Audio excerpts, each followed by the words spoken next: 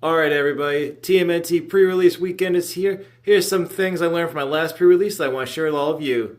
All right, first tip is make sure you eat something, okay? You would think someone like me who's built like a great unclean one, I would remember to eat, but at every pre-release I go to, I always forget to bring a snack or, a water bottle.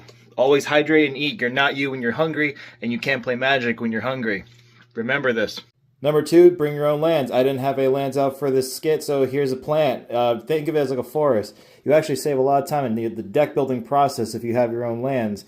So bring those, and even as a sideboard option. I had one guy walk away from my table because he just didn't have the right lands, and I probably could call the judge on that, but I'm not an a-hole. So yeah, let's move on to... Tip number 3 is to do your homework. Make sure that you at least familiarize yourself with some of the cards from this set.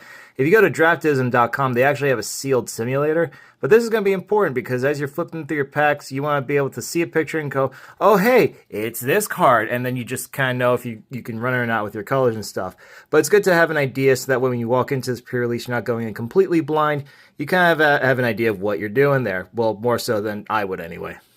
And here's a bonus tip. Take your time with your deck building. I made this mistake at Lorwyn Eclipse where I thought I was like short on time, so I really rushed through my deck building process, and I made a horrendously bad deck that if I had just taken the time, I would have realized I had some pretty good stuff in other colors that I just completely bypassed. So take your time. You've got to think like a little bit less than an hour to build a 40 card deck. You're going to have plenty of time, more so than you think you do. A lot of people even build 2 decks in that time. So, take your time, do what you got to do. And another bonus tip, have fun.